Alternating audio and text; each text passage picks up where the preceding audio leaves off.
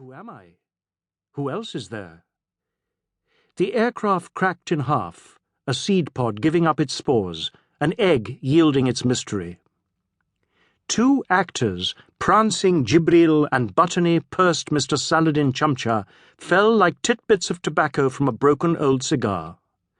Above, behind, below them, in the void there hung reclining seats, stereophonic headsets, drinks trolleys, motion discomfort receptacles, disembarkation cards, duty-free video games, braided caps, paper cups, blankets, oxygen masks. Also, for there had been more than a few migrants aboard, yes, quite a quantity of wives who had been grilled by reasonable, doing-their-job officials about the length of, and distinguishing moles upon, their husbands' genitalia, a sufficiency of children upon whose legitimacy the British government had cast its ever-reasonable doubts. Mingling with the remnants of the plane, equally fragmented, equally absurd, there floated the debris of the soul, broken memories, sloughed-off selves, severed mother tongues, violated privacies, untranslatable jokes, extinguished futures, lost loves, the forgotten meaning of hollow, booming words, land, belonging, home.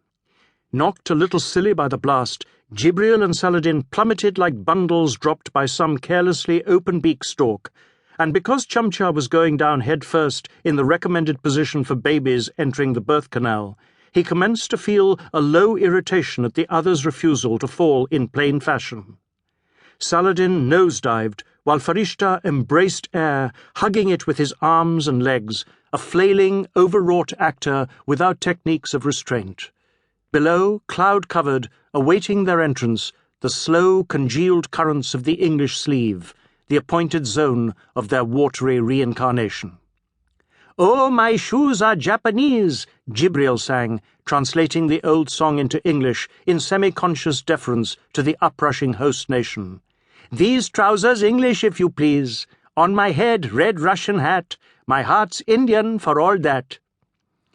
The clouds were bubbling up towards them, and perhaps it was on account of that great mystification of cumulus and cumulonimbus, the mighty, rolling thunderheads standing like hammers in the dawn, or perhaps it was the singing, the one busy performing, the other booing the performance, or their blast delirium that spared them full foreknowledge of the imminent, but, for whatever reason, the two men, Jibril Saladin Farishta Chamcha, condemned to this endless but also ending angelic devilish fall, did not become aware of the moment at which the processes of their transmutation began.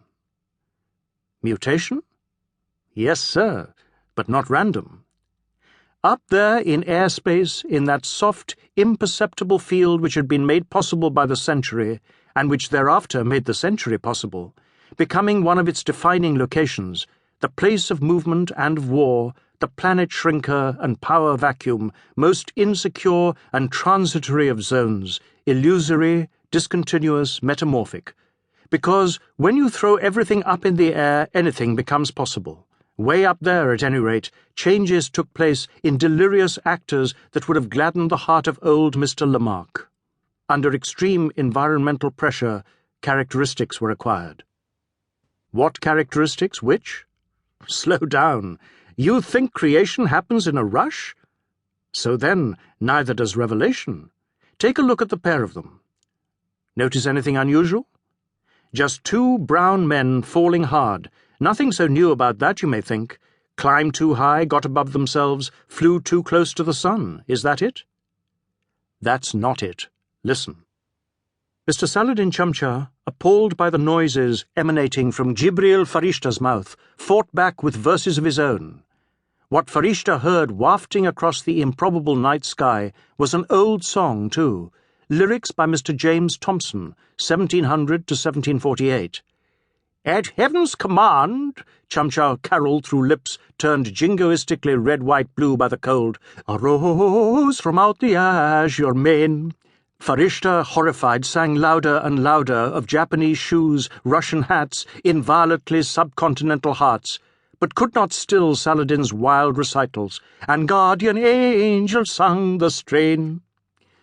Let's face it, it was impossible for them to have heard one another, much less conversed and also competed thus in song.